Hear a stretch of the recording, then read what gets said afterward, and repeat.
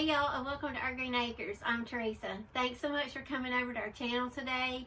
If you are new to our channel, welcome.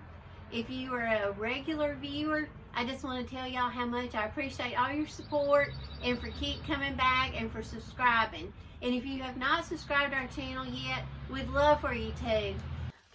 Okay, sorry about that, y'all. I had to pause it for just a minute. A really loud truck went by. I'm filming outside. Couple of reasons. It's really nice weather today. It's very breezy. It's not hot and humid. And two, God willing, tomorrow I'm going to upload another video that's going to be a porch makeover collab with one of my really good friends. And her name's Rosemary, and her YouTube channel is called Fab Tags. So I'm super excited about that. So that should go up tomorrow afternoon sometime. So, but anyway, for today's video, I now have capability to do voiceovers. So I'm not going to talk as much up front of the video because I can talk throughout the video now if I need to tell y'all things. But bear with me because I'm still learning how to use the voiceover and get better at it. So, but I hope y'all enjoy it that way. But I do want to recognize on my Facebook home decor page, and if you haven't went over and joined that yet, please go over and join it.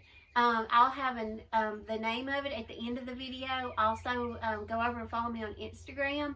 But, in my videos, I'm going to try to give a shout out to the top 5 people that have posted in my Facebook home decor page, because I really appreciate y'all going out and posting, and I love going out and seeing the things that y'all make. So the top 5 for this for today was Lynn, Sandy, Janice, Linda, and Dee. Sorry for the other loud truck, y'all. But anyway, y'all, I so appreciate y'all coming on. I hope you enjoyed the video, and I hope you get some inspiration from it. Okay, y'all can use any top box you want. And I know right now we're all ordering a lot of stuff online. So most of these were from Amazon. But take whatever box you want, and then you can paint it any color you want. I did chiffon cream, and I did one white linen, and then I spray painted one black. I like the way the cardboard boxes look because that way I did not fully paint them. I left them kind of distressed looked, and then I distressed them a little bit after I got the decal on with a sanding block.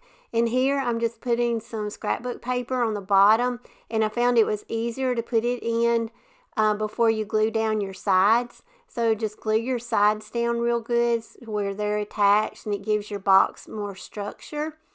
And then you'll see in just a minute I do tack the scrapbook paper down in the center. And you could tack it down better on the bottom if you wanted to with some glue when you put it in. Depending on where I put it, I may end up taking the scrapbook paper out of it. But I did want to show y'all how you can line the bottom of the box with the paper.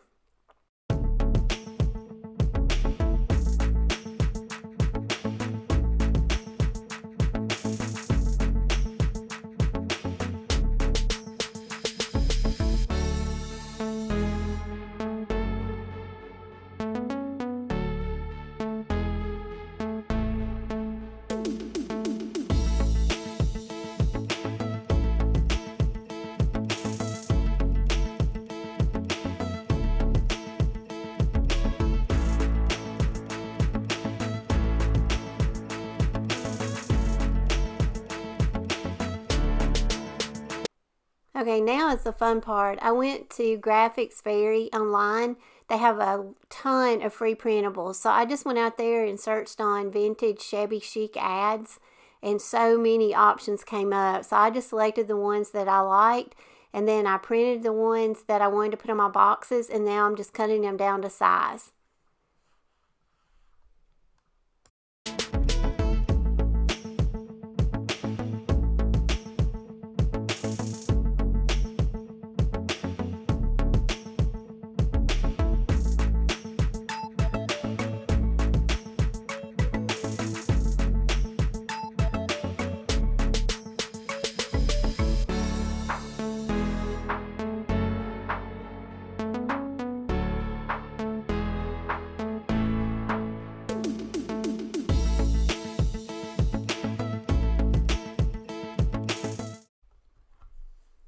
Okay, here I'm going to go outside and I'm going to use Gorilla adhesive spray to put my image on. You can also use Mod Podge. I think the spray to me is easier than the Mod Podge, so that way you don't have to, work out those air bubbles. Then I'm taking a sanding block and I'm just sanding over it just to make the image look like it's made onto the box.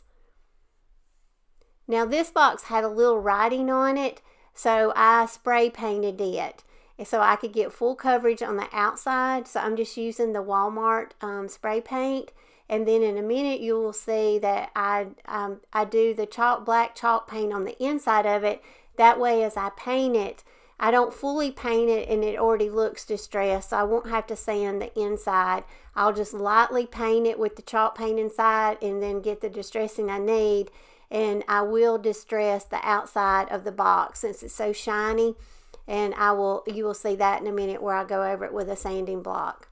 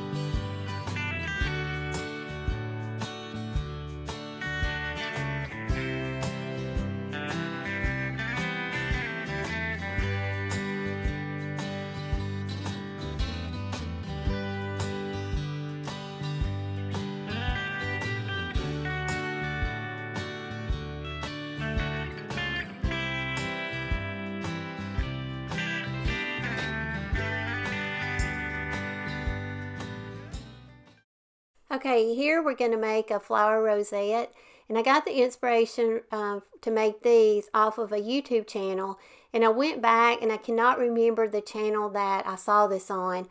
So if y'all saw it and know, please send me the name of it so I can give them credit down in my description box below, because that's where I got the inspiration to make these. But basically you just want to cut out the shape of a little flower petal. You can use any kind of paper that you want, and you want to cut out 14 petals. You're going to put 6 for your bottom layer of the flower, and then you're going to do 5 for the middle layer, and then you're going to do 3 for the top layer. And here you see you just cut like a little slit in the bottom of the flower, and then I'm just hot gluing it and just kind of scrunching it up to shape it into a flower petal.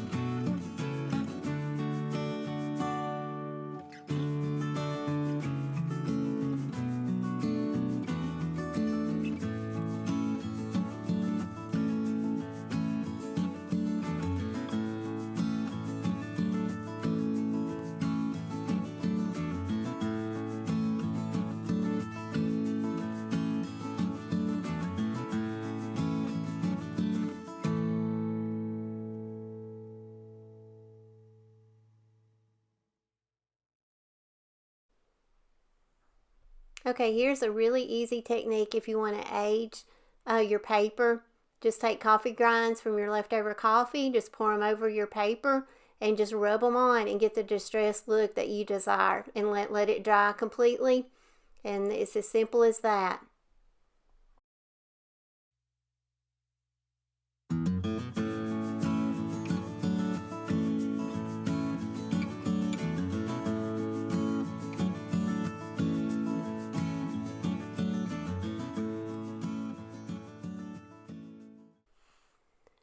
Okay, the last project we're going to work on is going to be a yard sale find.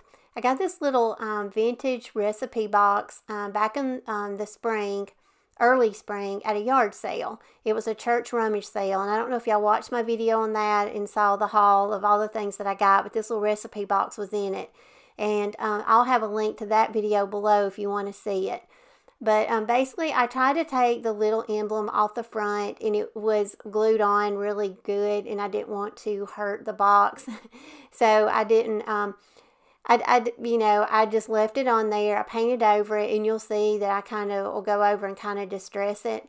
And I painted this with Chiffon cream chalk paint, and now I'm just sanding over it with a sanding block. And here I'm just taking a damp rag, and I'm just going over some of that texture that was around the heart, and I'm just kind of wiping a little bit of that off and letting that it was blue under there, I think, but once you get it wiped off a little bit, it looks more gray. So just kind of distress that a little bit, the raised part. And then this is a stencil that I got off of Amazon that I used on the kitchen cabinet trash to treasure video. And so I'm just taking parts of it and just trying to put some stencil on the recipe box. And I'm working with a really big stencil here, so I'm just I'm just doing the best I can, and you'll see in a minute. It worked out well, and I think that is a light gray chalk paint that I'm using. It's by Rustoleum.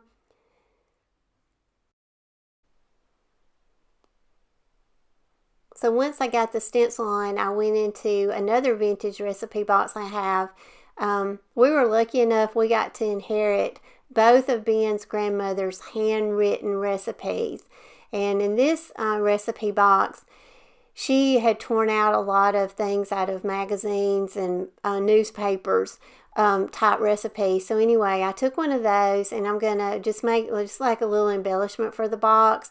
And this is just a little frame. And I took the back off of it, and I painted it with chiffon cream, and just lightly painted it so it would look distressed. And now I'm just going to cut out a circle of that little recipe, just so, some of the words will show through. Because I thought that would, just kind of add to the box, being a recipe box, then just kind of add a little bit more character to it. So I'm just cutting it out, and that paper is so aged, it was perfect. And again, with the Gorilla adhesive spray, I just sprayed that little circle and put it on there. And here I'm going to make some Shabby Chic recipe index cards. I took the index cards that were in the recipe box, and they have tabs on each side, and then they have some tabs in the middle to where they alternate. So you're just going to cut out, various, whatever scrapbook paper you like to put inside the recipe box. And so it's reversible scrapbook paper. So I did some with the floral, and then I flipped it over and did some with the other design on the back, just so they kind of coordinate. And then I'm just putting some of the old recipe cards in it, and I'm going to add a little rosette, a burlap rosette to the front. It didn't have to have anything on the front, but I just kind of wanted to add just something else to the front, just to kind of take away from all the wood. And then I'm just putting a little, I had to use something very thin to go through those little small holes of that frame. So I just got like a little twine string, and I'm just going to tie it in a little bow and just hang it on to the box. And I thought it turned out really cute.